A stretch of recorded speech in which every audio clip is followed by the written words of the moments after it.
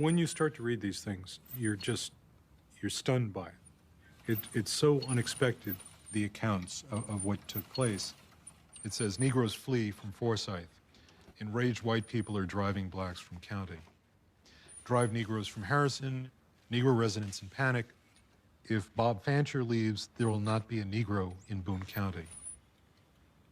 The only conclusion that you can come to after you look at all this is that blacks feared for their lives and they fled the county. The terror was substantial, and they did not have time, in many cases, to sell their land. And after they left, a lot of them were too afraid to come back to try and negotiate any sale of land. So basically, the land is lost. The forced expulsion of African Americans. I am shocked, yet not completely surprised, that this history has remained hidden for all these years. Elliot Jaspin has been investigating the banishment of blacks in the United States. I was on assignment in Berryville, Arkansas.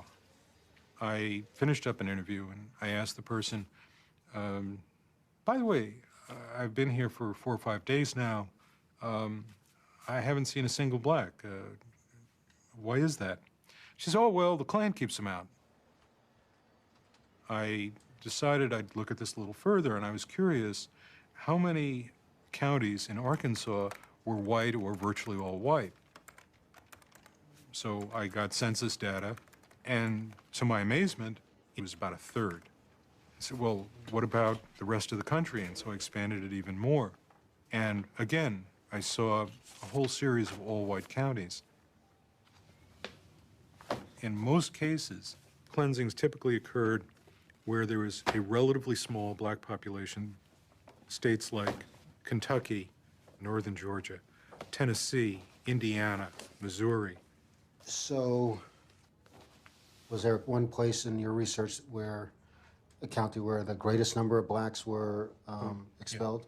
Yeah, that clearly is Forsyth County, Georgia.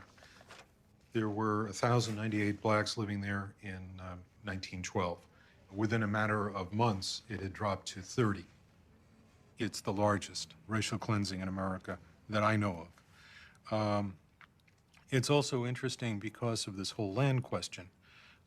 It raises the issue of how do we cure the past, in a sense? How do we come to terms with this? What do we do? Forsyth County is a growing suburb of Atlanta. Yet according to the 1980 census, there was only one black living there. And it's a county that remains virtually all white today. We're entering into almost used to be no man's land. If you were a person of color back at the beginning of that bridge years ago, that's where you stopped. I enter into no man's land with Dean Carter, an organizer of a 1987 march to call attention to Forsyth's racial legacy. It was a Brotherhood march celebrating Dr. King's holiday. And to most of us that would march on a Brotherhood march, that was to celebrate the fact that we didn't have any barriers between ethnic groups or otherwise. And Jose Williams called me on the phone. He said, this is Reverend Jose Williams. Mr. Williams proceeded to tell me that he'd walked with Dr. King and said that he wanted to march as long as I could commit to him that it would be nonviolent, of which I did tell him that it would be nonviolent and I would not raise my hand, not once. He had set a spot on Georgia 985 for us to meet, so we would actually get on the bus with him and come in at one time. So it all started very innocently. It seemed as though there wasn't very much like a civil rights march. It was just an outing. As the bus got to the exit, the bus stopped, and we looked.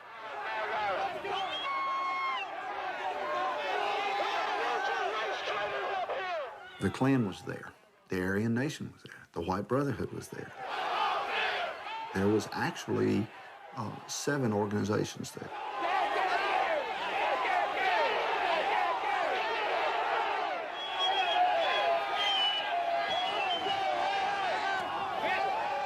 Reverend Williams said, they blocked the bus, we got to get off the bus. Line up in two. Say it, Dean. Then it come down to sheer determination, whether we were or were not going to march. Of course, there wasn't an option. We were marching.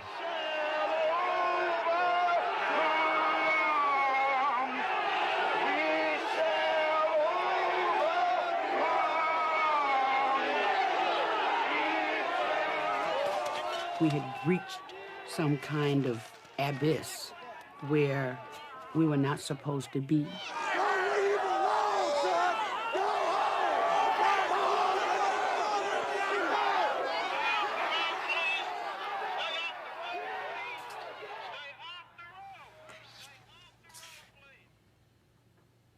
The line of people lining a roadway trying to drive the marchers out, it's as if they had read what had happened in 1912 and figured they would try to repeat it by forcing blacks out. In 1912, there were 30 to 40 family groups of African-American families who had been driven from the county. We learned that they had been driven through a combination of general intimidation as well as specific acts of violence. This is my grandmother. Her name was Mattie Bell Black, that had to leave from Forsyth County. They came to him and said, all of you got to go. Tonight, you know, got to get out of here tonight, because we're going to kill you. My name is Lily Nash. My dad said that every black person had to leave. They had to be gone before 12 o'clock midnight. Everybody. My grandma, she was one of the people who left earlier in the day. This black guy was supposed to have raped this girl. And they lynched him that day. They drug him around. And then that night, they went to the black community and ran everybody out. We were about the last ones to leave, my mother and father. They were trying to stay there till the baby got a month old, but they bombed the side of the house. They burned the side of the house down. Why and who have the right to tell any man that he or she cannot live here? Because it just ain't right. You can't tell me. God gave me that right, too, to live. I just remember Grandma coming in crying, you know? She kept saying she was so hurt. They had never owned nothing before. I don't think she ever got over what happened. They had their farm, they had a house, but they had to leave it. But where is it now? Who got it? I wanted to find the land because before he died, he said, I wish I had the deeds to that land my dad owned. The notion of being driven from the land is the physical fact of what occurred. And so our effort went back to that fact as a way to get some compensation to the families who've been driven out. How you doing? After the march, the governor created this biracial committee, and I was on the committee. That whole issue of land was certainly, I think, at the center of it. I was chosen by the Chamber of Commerce to be on that committee. It gave a forum for our community to say, here's how we perceive this, here's things we can do. And our counterparts had the same opportunity, total freedom of speech and freedom of debate. The African-American descendants of those landowners began to wonder, don't they owe us the land? Can't we at least get the land back?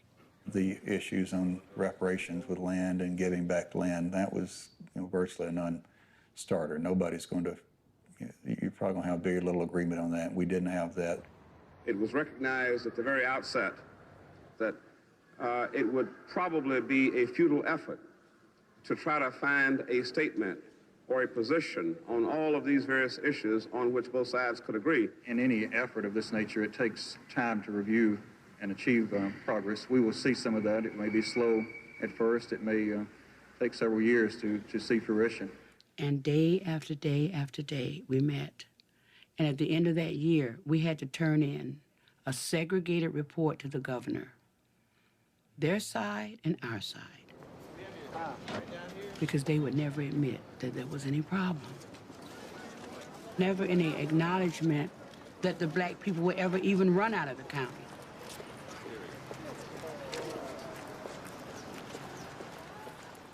In the case of banishment, there are compelling reasons for contemplating reparations. You can locate the descendants of people who were banished. You can locate the specific property that that family lost, and then you can think about ways of going back and recovering that land. And that, I think, is the impetus for saying we want reparations. Reparations for the land that was left behind, not sold, but stolen. Somebody should be held responsible. More than 40 acres. I meet the Strickland family, descendants of African Americans banished from Forsyth County in 1912. Hey. How you doing? My grandmother used to tell us all about the old homestead that was up in Forsyth County, which was strange to us because we always heard that there's no black people in Forsyth County. That's what we were always told. There used to be a saying that we even as young kids heard, you know, don't let the sun go down on you in Forsyth County. How are you? Good, you? I'm doing fine. My grandmother, Mama, is 95 now. It's just like yesterday sometimes when she talk about it, that she can remember the land that they had there. Oh, you think about the land every once in a while? The land? The land up where the... I'll always think about it. She really hates that they sold it, even though I think it was under duress because of the pressure of the times and the heat from the, I guess it was racism. The land. She's the one that kept the fire burning inside of us because she would never let it go. And she'd say, I want to go up there and see the old homestead. I kind of started thinking, you know, she mentioned that so much, I want to assist in that. And then we kind of planned a trip up there. I am surprised to learn that the Stricklands still have a family burial ground in Forsyth. But it's located on white-owned land.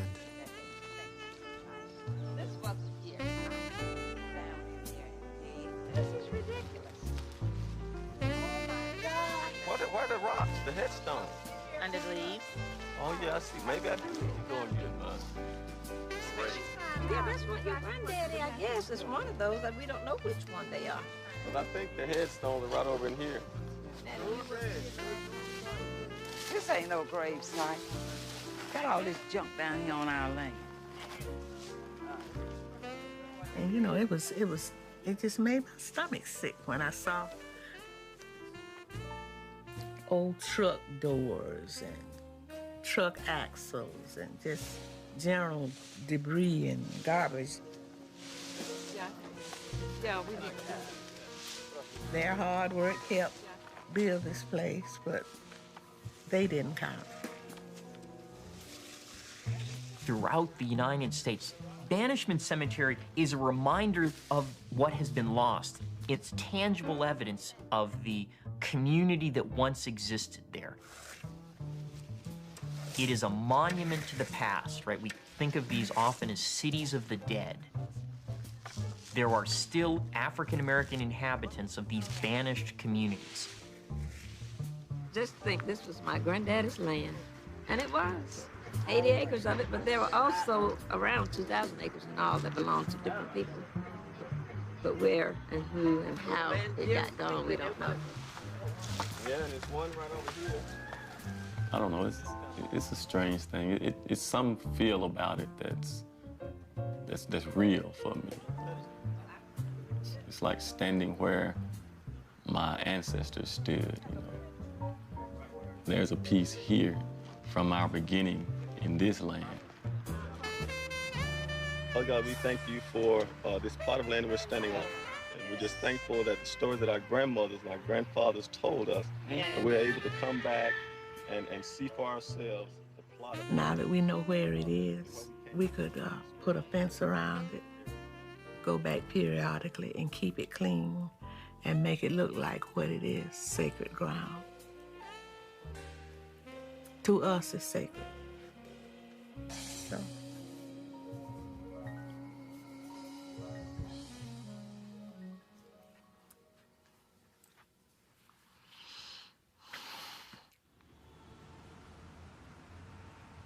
Sacred ground is more than just a cemetery. It is their family land that should have been passed down through the generations. I follow the Stricklands as they search for the deeds to their ancestors' land. We're looking for Strickland's original homesteads. Show you where the older books are. Okay, you're looking by name? We have some names. Morgan Strickland, Jim Strickland.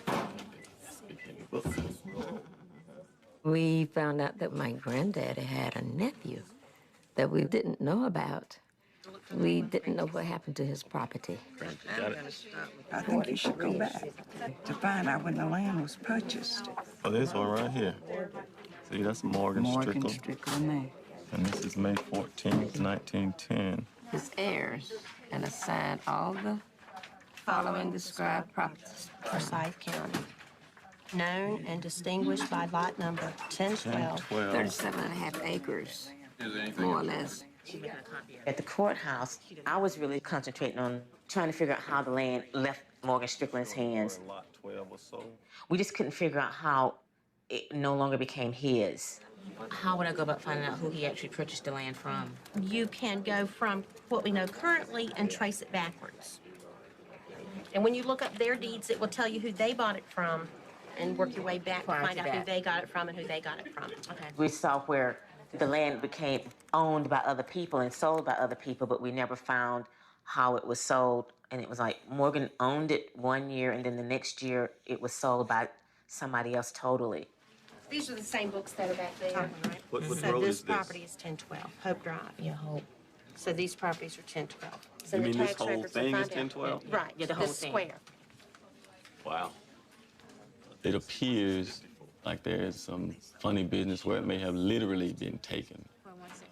And then maybe even deeds fabricated or something is the impression that it leaves me with. Something don't tie together, something don't jive. There's a missing link between when it was in our hands or Morgan Strickland's hands to in the hands of the people who sold it to the people who are there now. We've reached what we can do. The rest of it's gonna have to be up to the title attorney and research it back. Justice is really what we're looking for here. Justice, because somebody took advantage of a situation. When I started to research Forsyth County, one of the things that came up was a story that appeared in the Atlanta Journal-Constitution, which said people were driven out, but no one lost their land. Everybody was able to sell. This didn't seem to make sense to me. So what I did was I went through every parcel of black-owned land to see, indeed, what did happen. With the black-owned land in Forsyth County, what you see is a sale from somebody to a black landowner. And then you don't see the next deed. There's no sale from Joe Smith, the black landowner, to John Doe, who is white. As you go back down the chain of title, what you find is that at some point you run into a hearing for adverse possession. Adverse possession is the way that people have of taking title to property without buying it. And it's of great relevance in these banishment cases because as soon as the African-American owners are off the property, some white folks or other folks come on and start using it as though it's theirs, and then after a period of time, it is theirs. Right? And so what you have is this combination of violence with the legal system. Violence to run folks off, and then the legal system to change title. One of the interesting things about the Morgan Strickland land is that there was obviously an attempt to cure the title by adverse possession. Morgan Strickland buys the land. He then has to run for his life, and he leaves the land behind. I mean, he can't sell it, and so he's gone. You have a whole series of sales of the same piece of land. When you look at the public record, what you find is that when it's sold again, the lawyer that's handling that sale is Phil Bettis. He then goes on to become the head of the biracial commission representing Forsyth County. This is a deed. A fellow named Morgan Strickland bought a piece of property, and Morgan Strickland was black, and he left along with everybody else. This was of particular interest because when the Hesters bought a lot on lot 1012, you were the title attorney. Mm-hmm. And following it all the way back is this, which basically says the previous guy owned it by adverse possession, which is to say there never was a sale from Strickland to anyone. And this is not the only one. I found half the black-owned land apparently was never sold. Is this sort of an open secret in your community? No. When I'm researching title back 50 years, I don't go back to 1912. That's not on my radar screen to research a title in 2005. I'm talking about 1984, when the Hesters bought their land. Right, I am too. And you did the title search. You went back 50 years. That would have taken in all of these transactions, every one of them. And these transactions, the one from Teams to Terry, is clearly phony. Phony is a harsh word for that. You're really, I'm looking at a sworn affidavit that says that title is acceptable. That's acceptable by title standards in Georgia. I think it's phony to say that I claim title to that property if I've ignored my rights for almost a century. Somebody slept on their rights for almost 100 years, and we're still dealing with an issue. When do we complete that cycle? Now, the descendants of Morgan Strickland, of his family, what do you say to them? When I've lost something, particularly my farm or my land, if I feel that's unjust, what invigorates me any more than to go protect that? Federal courts were wide open at that time. They were here present to do that. You don't feel that there's any, if not legal, moral obligation on the part of this community to make this right? Do I feel compassion to the point of, should our community say this is something we should address? Yeah, it's a difficult question. I mean, I feel that sorriness for them. I feel that compassion, but, you know, it's been a long time. Let me ask you a question. What if your grandfather grew up here? Do you owe reparations because he grew up here? Because of a regional presence, do you think that you're responsible for reparations? Do you think taxpayers should pay? Your report echoes exactly that sentiment, that the black community is not due reparations for land that was lost during this racial cleansing. Cleansing is an incredibly offensive word. What happened here, and the historical record is extremely clear, is that a person of color in this community, they were ordered to leave. And they weren't ordered to leave because they had done anything wrong. They were ordered to leave because they were black. That is a racial cleansing. I think Phil Bettis embodies the kinds of contradictions and problems that the county itself faces. He has fashioned what is basically a fable of what took place in Forsyth County. And the fable goes that, yes, there were unfortunate things that happened. Yes, some blacks were threatened, but we bought the land from those people who left. And so there really was no injury. And that's a very comforting story. It's not a true story, but it's a comforting story. Whose story is the true story? Who has a right to the land? The whites who live on it now, or the blacks who abandoned it in terror in 1912? I don't know. One thing is certain, how valuable the property and homes are today.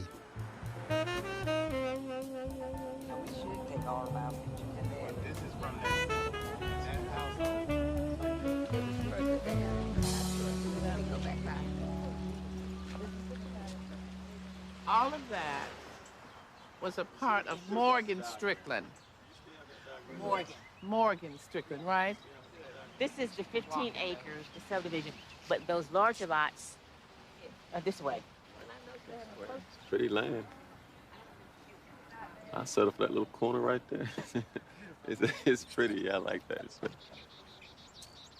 It seemed just on the surface as such an impossible thing to do, because it seems the people that are on the property now, they didn't take it. You know, they somehow, as far as they're concerned, the purchase that they made was legitimate. And then, but maybe the ones that sold it to them maybe was the wrongdoer in some way. Would have been great if we would still had something that, you know, our kids and grandkids would be able to hold on to. We don't have anything to, you know, pass down. And that would have been sort of a legacy, like. There would have been a lot of land there and a lot of blacks there had they not did what they did, had they not ran them all out in 1912. You said that it was a shame that they let this property get away. Yeah, well, it is. Would you like we to had live no back- choice. I know you didn't. Would you like to live back here again? Yeah, we fix up, sure. Love it back here. It is pretty, isn't it? Let's get on down the road. Okay. The loss of land is really devastating for the African American community because it's not something that one can recover easily. Many African Americans have been faced with the obligation in the 20th century to start over once, sometimes twice, sometimes three times, very often as a result of either racial violence or racial discrimination. And being run out of town and losing one's land is one example of that.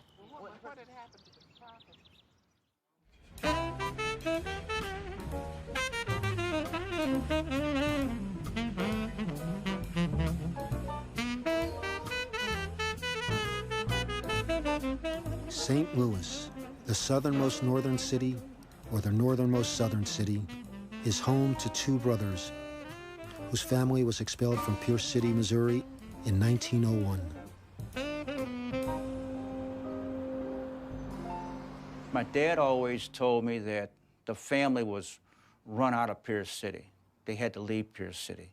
But his mother never told him, so I never knew the reason why.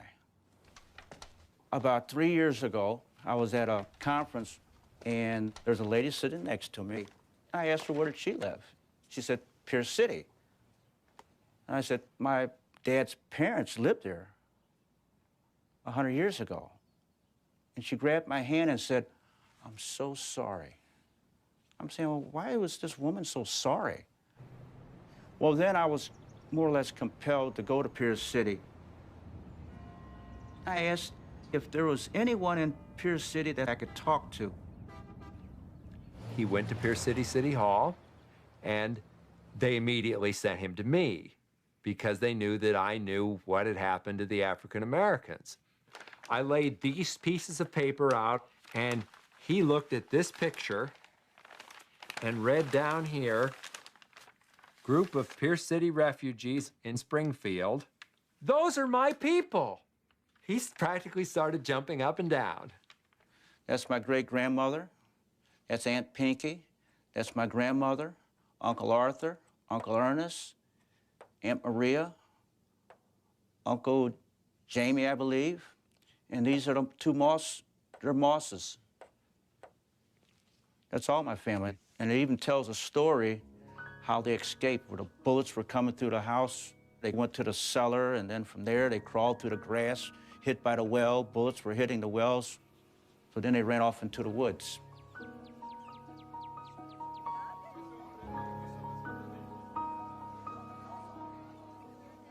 It's hard to imagine the hope that African Americans must have held in their hearts. They come to a place where they can own land. They come to a place where they can go to school. They come to a place where there is seemingly at least some sense that they have a right to exist. And I think there was a tremendous hope. And they began to settle the land, to homestead it, and to try to create lives for themselves.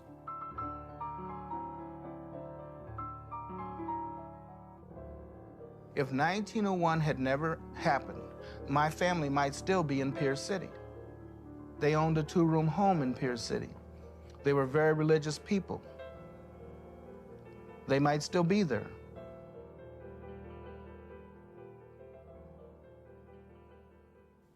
This is your great-grandmother. That's Arminta Cobb. She's buried in Springfield, Missouri. This is her husband, James Cobb. James Cobb was the person I couldn't find when I did my research through Missouri. So I hired a researcher from St. Louis to try to find James for me. They found James on the death rolls in Pierce City. They found that James had died in 1898. He was buried from the AME Church in Pierce City. They found a location where James was buried in the Pierce City Cemetery. Here's a picture of the Pierce City Cemetery when I was down there trying to find my great-grandfather's grave, and they would not help me find his grave. Well, you see 3 people standing here. This is the gravedigger, Hollis. This is his assistant, and this is the president of the Cemetery Association. So she walks over to me and asks me if I had a deed for the lot James Cobb is buried in. So then she said that there's a tax for every year that the person has been in the ground. It's $1 a year. I never heard of such a thing. I said, well, that's no problem. How you want it? Cash, check, credit card? You know? Well, then they backed off of that. That's when they just said, well, we're just not going to do it because it's not concrete enough evidence for us to dig where you want us to dig. Well, I told them that, well, maybe we'll have to get a court order and do DNA. And the gravedigger turned and said, nobody's going to dig a grave up here ever, under any circumstance. Why is this so important to you to do? Closure. You know, the incident in Pierce City, like I told you, I was not really into addressing it. I was going to let sleeping dogs lie. But I was also looking for James Cobb. When I found that the incident has a direct bearing on James and my family and their peace of mind with knowing that their father and my great-grandmother's husband is buried back in Pierce City where they cannot go to pay tribute to him, then it became a personal thing with me. So my goal is to get James exhumed and moved to Springfield. It seems like a simple request, a personal form of reparations. Why was the community so hostile to that? I drive to Pierce City to see Murray Bischoff at the local newspaper to learn more about the expulsion of black citizens in 1901. There was nothing in town that told you what happened. The only thing that existed had been the original newspaper article in the Pierce City paper.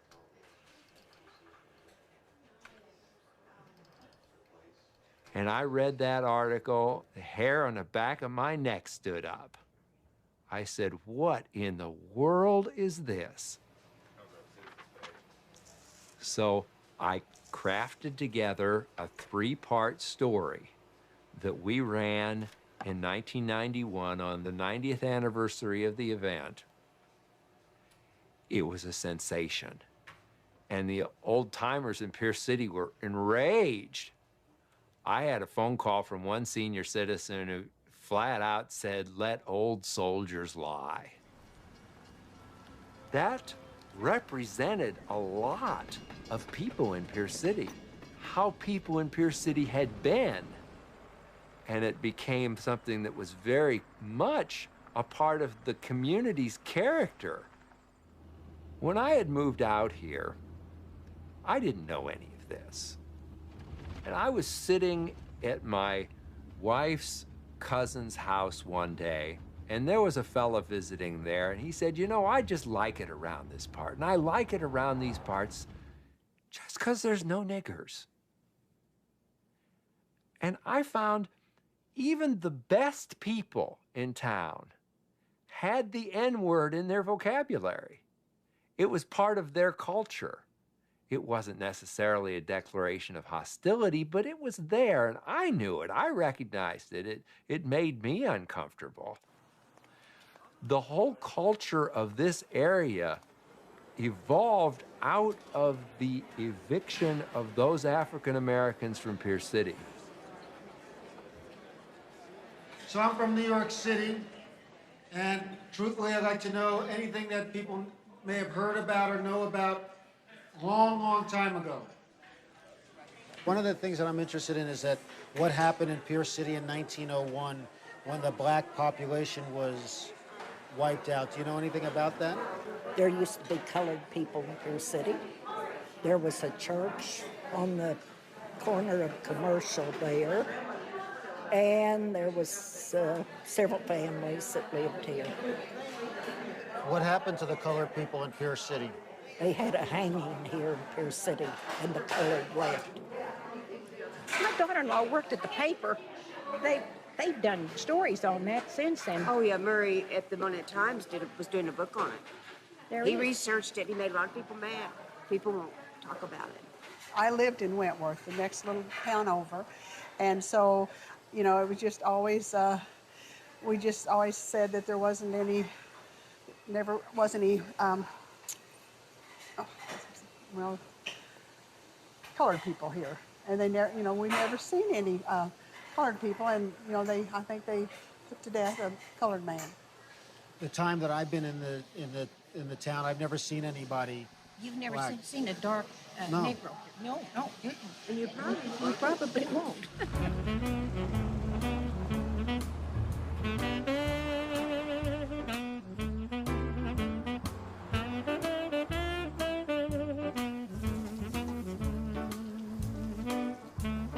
Despite the candor of the seniors, I feel the weight of the town's denial of its past. Charles has asked Pierce City to do something it seems unable to do, to take responsibility for its history. My name is Carol Hirsch. I was the first lady mayor in Pierce City. I've lived here all my life. My family was here when it was created.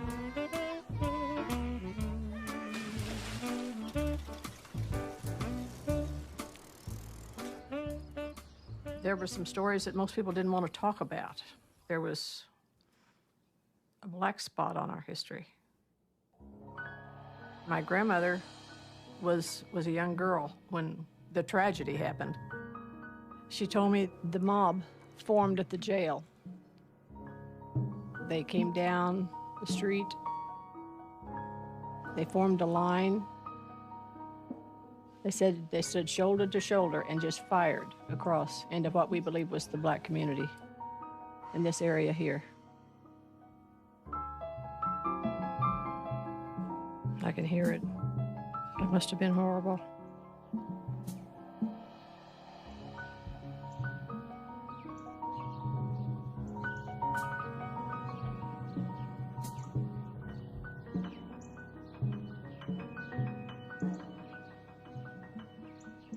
Are their descendants owed something, do you feel? Probably owed an apology.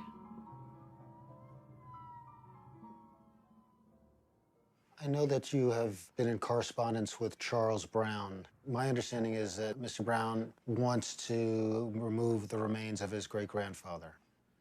Yes, he does. Now, I may be mistaken, but I understand when he first came to town, he only wanted to mark his great-great-grandfather's grave. But he had an incident at the cemetery, and through Murray, I found out that it was not a good visit. I think he got really upset, and that's when he decided he wanted to move him. He wanted to move him out of perhaps harm's way. I still feel like there can be a compromise. Come walk with me. Yes, ma'am. What are you thinking? Like my great-grandmother left here in 1901. She left him here, and she couldn't come back here. And to know that he's gonna be with her, you know, spiritually, Spiritually. knowing that he'll be there. Spiritually, he's already with her. Yeah. But you know, if you could help all of us have closure with Stones here, and we know there, and then that would be respected, and their names were there, and shoot, we know there, we've met you, you know, I think it would help all of us. Well, you know, the thing about it is that Hazelwood is closer to St. Louis. It's where the other members of the family are. Pierce City is not a place where they would probably want to come. But it's so peaceful here with you know, the wildflowers and the birds. Yeah. And, you know, my parents are buried right over there. You won't find a more peaceful place. They asked me if I would be willing to put a monument near to where he's buried and we have a ceremony. And I said, well, what does that do? You know, I just think that we'll have to come to a meeting of the minds, because we're not the cause of him still being here. You know, we were people that were progressive, educated, so who knows what we'd have done here. We were never given a chance. But that's all behind us now, you know.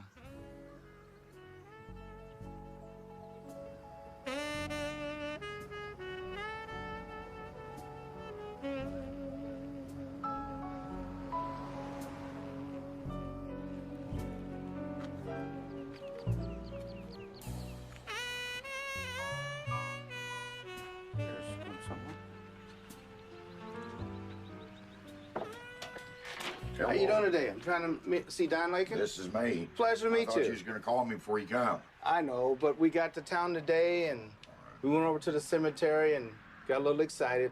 Got a little excited. Yeah. How'd you get excited? Well, Are you Charles? I'm Charles. This is my brother James. How you doing? James, how are Yeah. you? I was up the cemetery. I've been up the cemetery a couple times looking at that situation. And I don't know who you're going to get to do this. I mean, you have to go through somebody to do it. But they're going to have to make sure that Do you have the capacity to do this? Yeah, I do.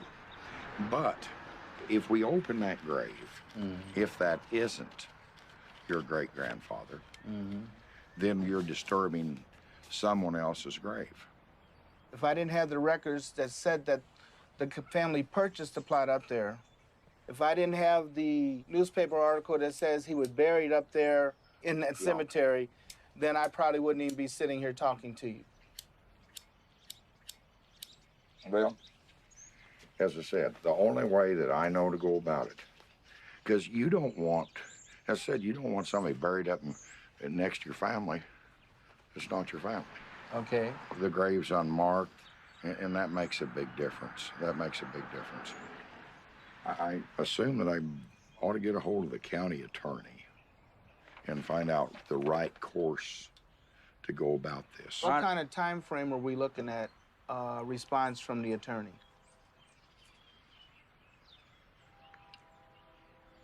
I don't know. That's as truthful as I can be. I know you've heard of what happened here and everything about it. If you were me and you found out about it and was potentially your family and the rest of your family were not able to come back the year after they were expelled to put a wreath on his grave, when you asked me how I felt when I first came here, that's all I thought about. It hasn't changed inside for you as far as family, as far as your family. And yes, I understand that. This is your copy of the newspaper article. It was in the St. Louis Post-Dispatch. That's our great-grandmother. That's Aunt Pinky. That's our grandmother. It's Uncle Ernest and Uncle Arthur, and those are all cousins. That's yours.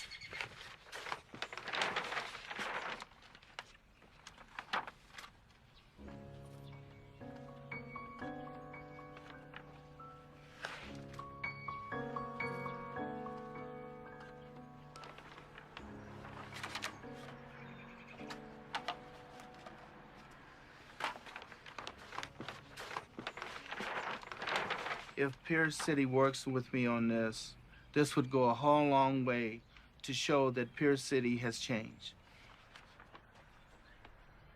In a situation like this, you need to reclaim the truth of history. Ideally, someone from the perpetrator culture is willing or able or accessible in some way to help you find the truth, which is even more recognizing than having to find it on your own. But finding the truth and reclaiming your family history, knowing what happened, is enormously important to feeling repaired. This area here is a little bit different. It appears like there's a grave here. Right. And, no, there's a possibility that there's one here.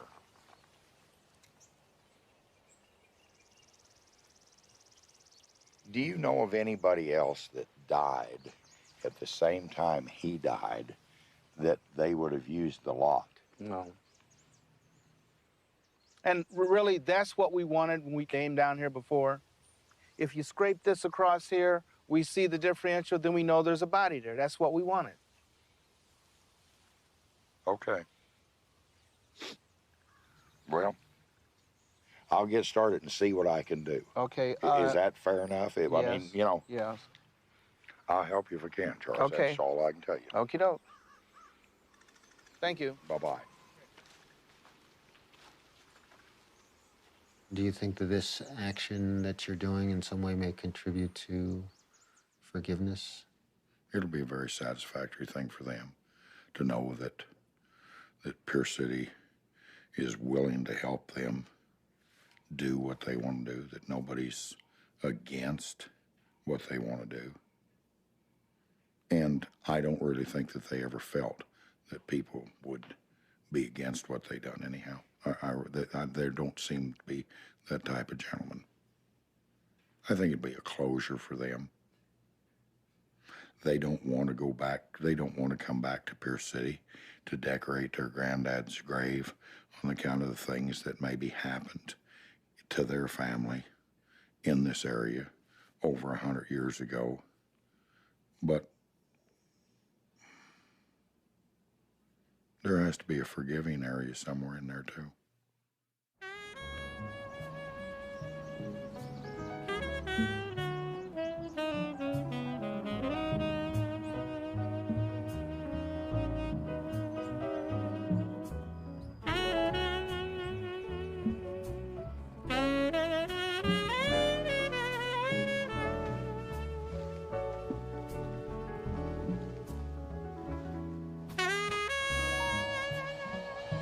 A forgiving area. Maybe repair begins in that elusive space where perpetrators and victims find common ground.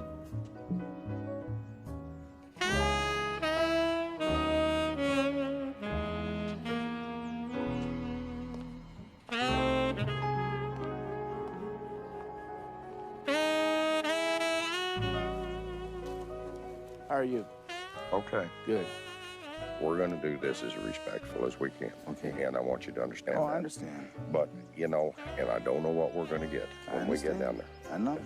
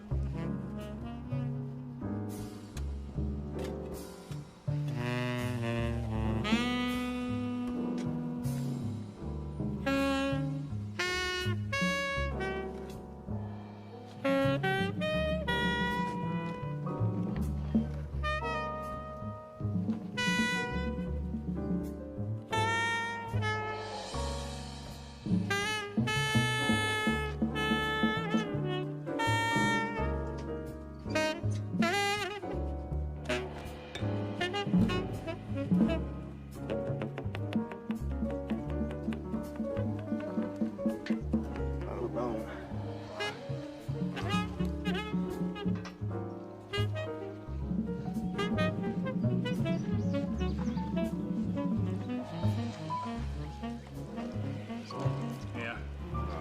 This is fibula, maybe. That's both. That's both. That's both. Yeah. That's both. How you feel? Feel good? Feel good? Yep. Feel like you smiled at us and told us this is it. I know Daddy smiled.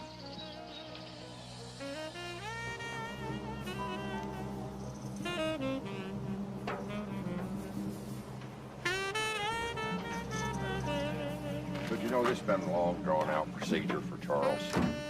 And it's... He can go home tonight and know that he got accomplished what he wanted to get accomplished.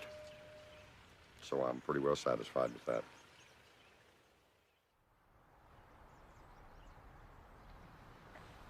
Father, we come here gathered, try to put closure to everything that we found.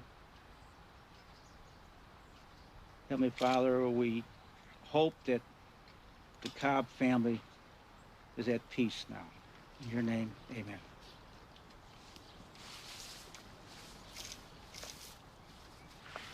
Yeah, take it. Okay. Lower it down. There you go.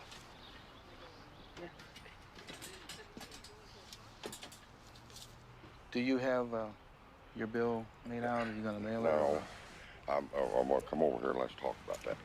This ain't my everyday run, but if I charge you $750 for everything, is that being fair? What I wanted to tell you is, and I really didn't do this because you're an elected official, and I didn't want you to have any problems with Pierce City, but, you know, my family feels that the best way to have any sort of healing is for Pierce City to actually make some kind of concession for this, to understand what went on, and that we feel that, you know, we were trying to keep the cost down, but our thought was for Pierce City to come forth and pick up the tab for all this.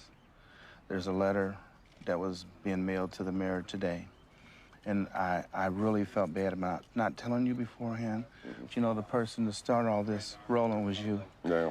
And, you know, I really appreciate that. And I just hope that I don't offend you, you know, and I hope you understand where I'm coming from. Well, I'm gonna have to get my cost of my casket from some place. I understand. You know, and I know, I'm not I being, know. I know, but see, what's gonna happen is we'll see what the fallout is, and if things go down, then, you know, I'm an honorable man. We'll do what, you know. I'm fully aware of that. Yeah, like I said, I just didn't want you to be in an awkward situation with anything involved, you know. Well, and I hope you understand my situation, but, so.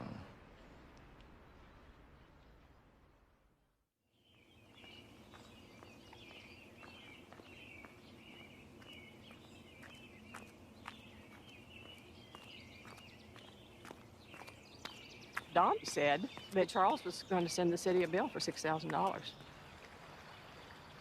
It's upset me very much. I've spent a lot of just natural goodwill. Pierce City's like my family. You know, I don't want anybody to look bad at my family or my town. But I feel like someone turned the tables on me. That I was maybe used. I want someone to tell me I wasn't, that I was helpful, that I wasn't duped. I had no idea where this was going, other than yesterday I thought that would be a peaceful end. I'm going on home.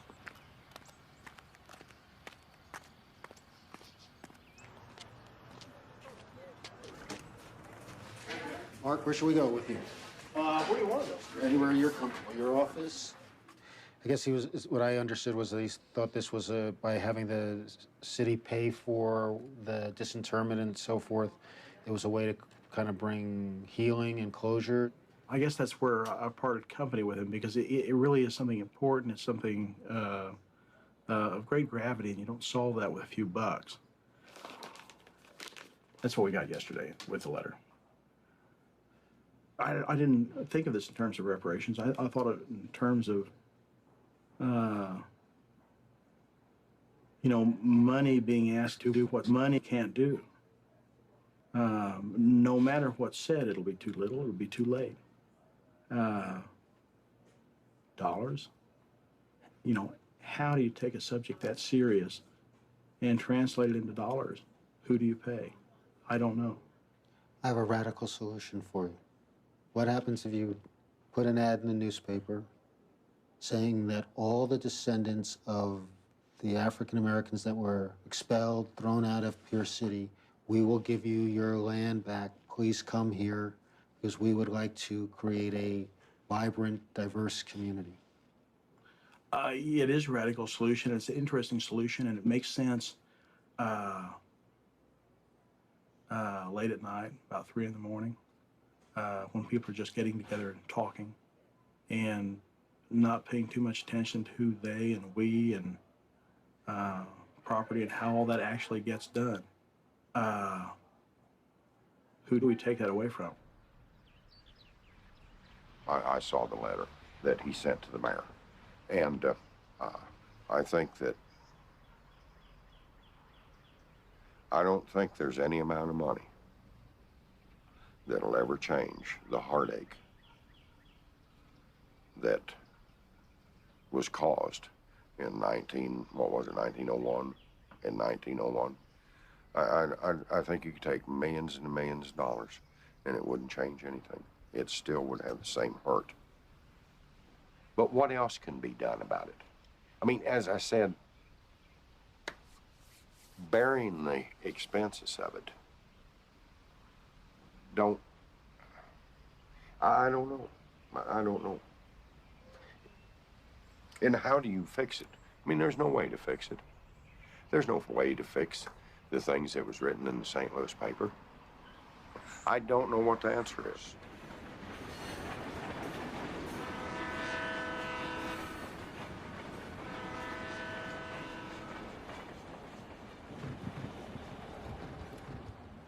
One of the things that's really important is for Black people to be able to have a way, an arena in which they can articulate what reparation would mean to them, even if it's only a fantasy that cannot be actualized. I think on the white end, whenever you feel either personal guilt or cultural guilt, reconciliation can't really happen unless you feel like you gave something that had meaning. You have to feel that you gave and that it actually gave the person something. Not that you imagine it erased everything, but that it really helped. The failure of Pierce City compels me to look for other solutions, for something else that might help. In the all-white town of Harrison, Arkansas, a group of citizens has created a task force to address their racial legacy.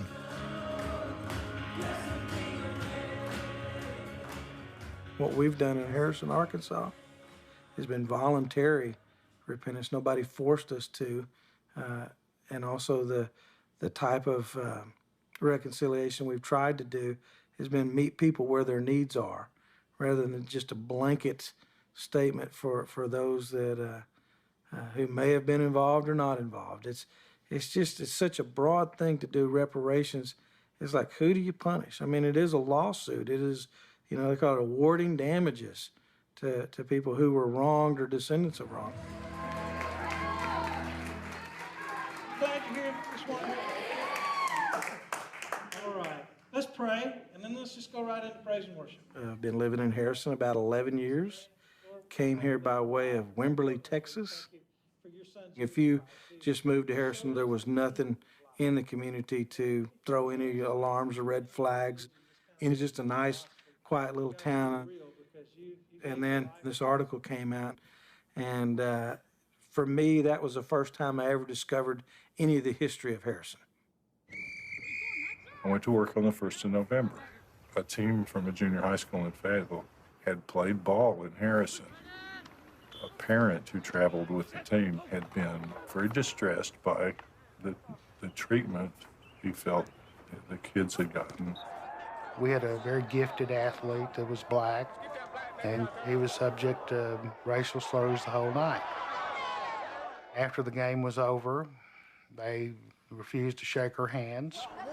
So we left the field, went to buy the kids a meal before they traveled back to Fayetteville. It was Halloween, and somebody had come in a ghost suit to get a free sundae, and the kid had thought it was the Klan. The black boy, looked up, was just mortified, scared to death. I saw fear, horror in his eyes. He ran off to the bathroom. I mean, here's a kid who comes over here. Every time he comes here, he's scared that the Klan's going to come and get him. I mean, that's terrible. I hate that. That's where that began to really gnaw at me. Eventually, I published a series of articles in the paper. People got pretty upset. And basically what I heard was, we don't have any racial problem here. Right after I read this article, within 2 or 3 days, the head of the Ku Klux Klan was on TV. He made this comment, "I speak for white Christians in Harrison, Arkansas," and that just antagonized me to say, "No, you don't. You don't speak for me." I began looking to how do we solve this problem? We've got a community of 12,000 people, almost no African Americans, very little diversity, but it's been that way almost 100 years. How do you work with a race that's not there in your community? How do you make reconciliation with somebody who's no longer there? So we first started with ourselves. We started with an acknowledgement of what happened in 1905 and 1909. We had a symbolic washing of each other's feet before the community, and we said a prayer of repentance. So one of the things that we've done is an affirmation of wholeness, that from this point forward, we're not going to allow these things to happen again. Recently, we just gave away a couple of scholarships, and I thought that was fitting that as 100 years later, where blacks were driven out of town, now there's a scholarship given to minority students to aid them in their college and their education to come to Harrison. So it's quite a big reversal. We started out calling it the Aunt Vine Scholarship. Aunt Vine was the last black lady that stayed in Harrison. She didn't leave during the race riots, stayed with the family that she had been with for years. We wrote up her attributes and why we wanted to honor her, and it was a concrete example of what we wanted to connect with our past. Wow, she looks like my great-great-grandma. How do you feel about this scholarship they gave you then? What do you mean, how do I feel? Well, I understand that they think that the scholarship is a way that is helping them heal and change their image. I just thought that, for real, just to be real, I was like, well, they just trying to help us out because, minority in Harrison have a scholarship, for black, you know what I'm saying? It'll stand out, And how did your folks feel about coming up? My mom was like, it's a good opportunity. She worried about me, and a lot of people worried about me, because they was like, we don't want nothing to happen to you. I was scared too. A scholarship is a wonderful thing and very important to seed into young people, but it's somehow over there. And it gives you the sense of your own magnanimity and a sense of your own generosity. And that's important for people to recognize that reparations is not a one-shot deal. It's a long-term commitment to re-identifying, to reimagining what your community stands for. And so if you're not prepared to engage in that long-range project, then you may want to do a quick fix. The question then becomes, what is the appropriate means of addressing the harm here? Together as the research committee and began brainstorming some of the things that we want to... For the last year and a half, I've been involved in the task force for race relations. The reason that the task force was formed is that Harrison was a place where Black Americans did not feel free to come, didn't feel comfortable spending the night. So it would not be difficult at all for people who are outside of the area to say this was a place where racial cleansing took place. It is a place where the Klan lives today, and come to their own conclusions.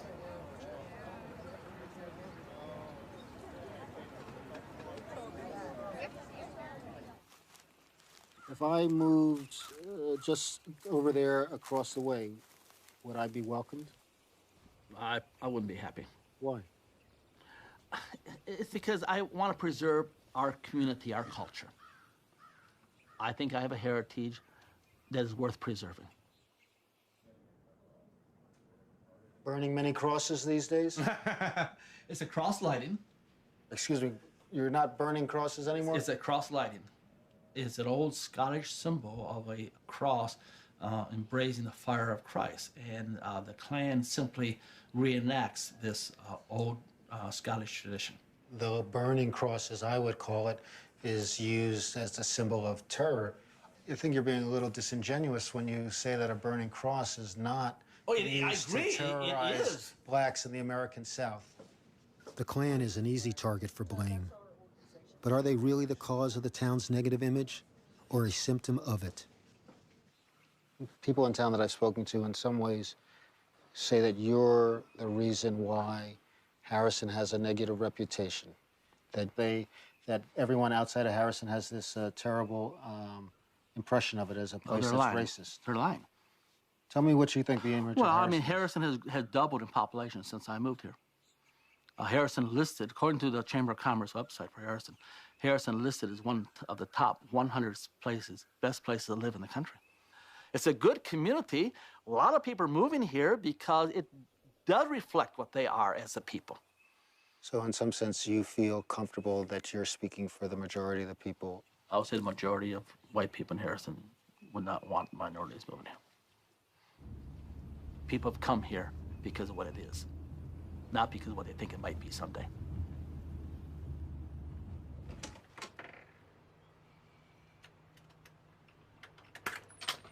Come on in here. Okay. Talk to me a little bit about Harrison. Why'd you come to Harrison? Why did I come to Harrison? For two reasons. The low cost of living, the low cost of real estate, and probably more importantly than anything else is lack of blacks.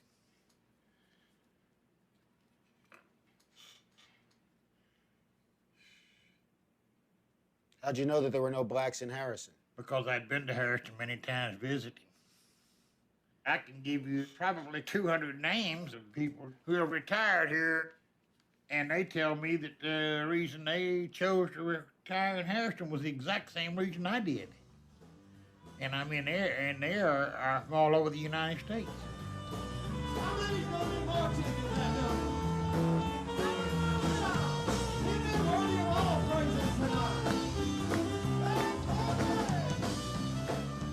If Bob Scott and Tom Robb are to be believed, Harrison has become a magnet for like-minded people to call home. At the Chamber of Commerce, the public face of the community, I wonder how they represent the town. We are not the same community that we were in 1905 and 1909. And even in those days, it was a small percent of the population that was involved in that. And so while we want to acknowledge that, acknowledge the hurt of that, we know that we have moved past that, and that's not the community that we are today. If you're an all-white community, maybe that says that if you're not white, you're not welcome. The idea of this racist enclave in the hills wasn't what we know ourselves to be today. My concern was if that's the image out there and that's what's being promoted and publicized about your community. I have something that confuses me. There are 4 flags hanging outside, one of which is a Confederate flag. Tell me how that communicates that I am welcomed here in Harrison. The reasoning behind the flags is historical. They were put up to say, here is the 5 governments that have governed this particular area. And it's the Spanish flag, the French flag, the United States flag, and the Confederate flag, because that was all the different parts. It is not meant as a slap or a sign that says, you are not welcome here. If the flags honor Harrison's past, how can the town truly hope to make amends for the banishment of its African-American citizens? People who are on the task force for race relations are very concerned about Harrison's image in the outside world.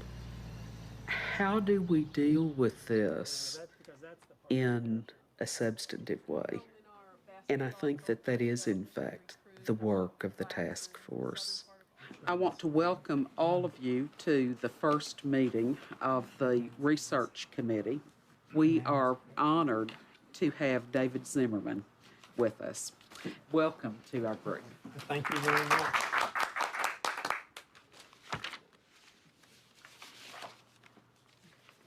This is a map of Harrison, and marked in all the shaded lots are lots that at one time belonged to black people. Richard Fancher, Joseph Joslin, and George Harrison bought the AME Church. William and Fanny Stinnett, whose son was hanged in 1909, lived right there. Robert Warren and his wife lived there. Elijah Armstrong and his wife and children lived there. Thomas Horton, who was a blacksmith and Aunt Vine's son, lived right there. Aunt Vine lived in a cabin behind the Wilson's house, which was on lots 15 and 17. To me, one of the ironic things about Harrison today is you can walk right to the place where Aunt Vine's house was, and it is in the middle of a public park. But there is nothing in those parks that indicates that a black person ever drew breath in this county, much less lived and died here. My idea is you put up a marker on the square that says something like 250 yards east of here was the center of the African-American community of Harrison, Arkansas, which was destroyed in 2 separate episodes of white mob violence in 1905 and 1909. I think we agree with that statement, but I think it's going to take much more, because I think we've done that. We've said it through National Day of Prayer. We've said it through a very conscious link with an AME church in Helena. We have done it, but you're saying until we do it, something visible. I know that there are people who say, oh, this should be done, that should be done. But to me, the truth is the truth. And the day that you finally stand up in front of everyone and say, this is what happened, is the day that you're free from having to carry it around as a dark secret. And I'm not disagreeing with that. I'm saying it's going to take more than that, I think. Because I have a friend who was minister down in a little bit south of here. And he said that his daughters would not spend the night in Harrison. And I said, why? What is that? What is it that we can't overcome? His comment was, and I quote, it's Tom Robb. No, sir. The Klan is here because they're comfortable here. But I did locate the black... Permanent markers in the physical space. This is a critical part of reparations. That there has to be a way in which the communities themselves reflect the reality of what happened. You can go to communities all throughout the United States and you'll see markers for various events that happen, but you'll almost never see a marker that reflects the history of racial violence. Despite the town's efforts, which seem sincere, I can't help thinking, is the scholarship or a monument really enough? 1889, but no name. And when did you say Aunt Vine was, When did she die? Yeah. 1914 or 1916. Listen. That's a small stone. An infant, maybe. Yeah, you an know. infant, given that size. Born in 1647. Wow. Jones, Jones, Jones. Well, it's a great mystery to me that there's no record of where... Vine was Yeah, under the circumstances that she was the last black to live in Harrison for any number of years. Aunt Vine, the last black person to live in Harrison, has a scholarship in her name, but no grave marker. This is the lingering legacy of the expulsion of black citizens. We remain invisible.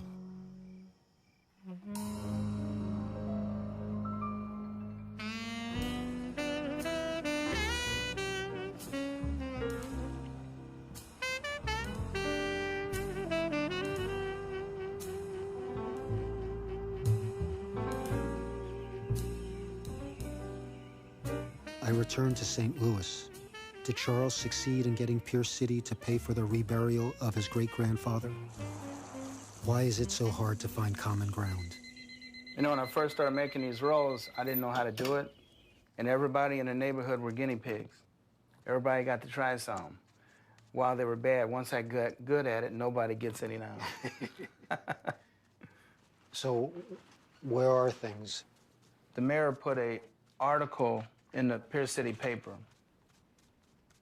He did not respect me enough to write me or call me or want a dialogue with me. I'll just read you just a couple lines of what the mayor says.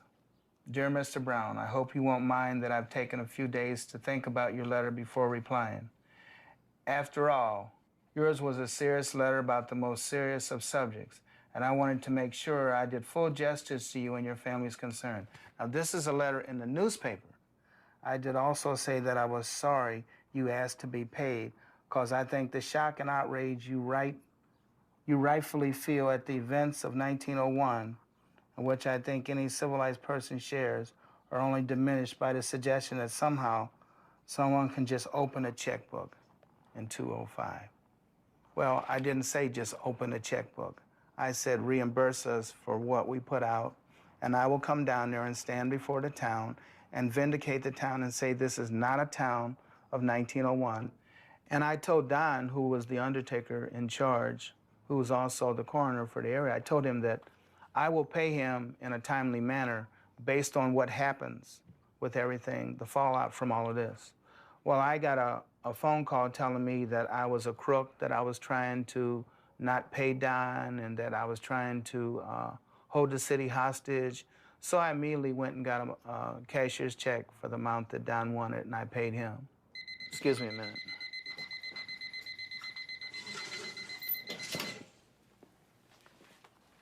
Help me understand why you didn't let anybody know that these were your intentions or desires to begin with, to have them at the very least reimburse you for your costs as a way to bring about healing. I didn't trust them. And the reason I didn't trust them because of the fact that they wanted to hide all this in the past. What did you put on the gravestone? We haven't put a gravestone there yet. We're still waiting. What am I waiting for? I don't know. I guess maybe I'm hoping that Pierce City will come to me and say, we need to address that tombstone. And that way, then they would help us in the healing process.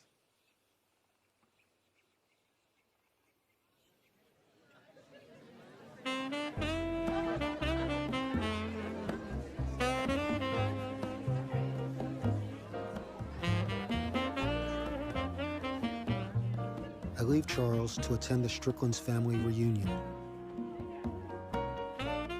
Perhaps they found a resolution to the loss of their stolen family land. Look at your grandmommy. Oh, Mom, that looks like me. He's the fifth generation. He's the fifth generation. Fire, would you like to hear this? Excuse me, Miss McCain. I want to tell you about a project that we were working on. Several of us got together, and we had done some research at the Forsyth County Courthouse on some of the property that involved our family. And we're not sure if it's fraud, but we just wanted to share it with you so that you would be aware of it, okay? We have researched the titles as far as we can go without legal assistance. Some of the family members feel that they want to pursue it further, and I had said that this would not be a decision made at the family reunion because it would be an emotional decision, and what does it mean if they find out that there's fraud? And if any money swaps hands, none of us will live to see it. My child will not be living to see it, and my child's children will probably not be living to see it.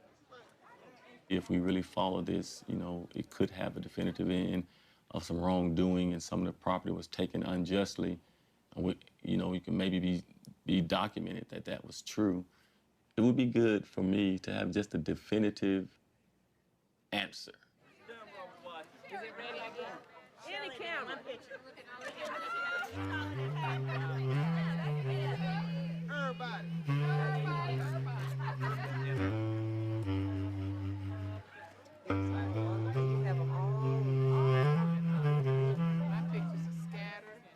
in the formal legal sense, the time had passed for them to bring to court a claim for the expulsion. Our conclusion was that the litigation prospects were not good. But when those violations have happened on such a grand scale, you have to, if you're going to be fair about it, acknowledge that they only happened because it was allowed by the greater society. The issue goes well beyond a legal question. The time has run out for anybody to come forward and say, I have legal claim to this land. But it's a question of some things that the law doesn't address, which is what is right, what is just. And it's our sense of rightness, it's our sense of justice that I think comes into play here. That black-owned land was indeed appropriated by the whites. These black landowners were victimized, and they deserve the compensation.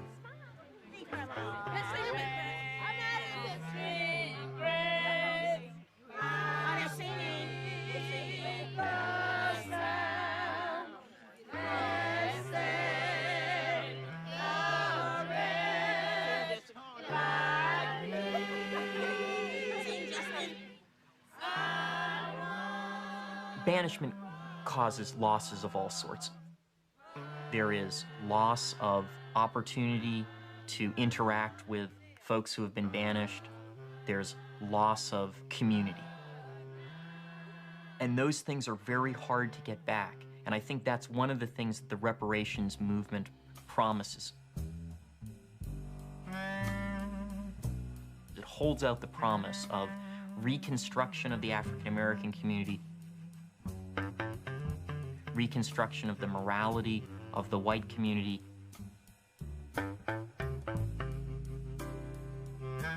reconstruction of the entire American community.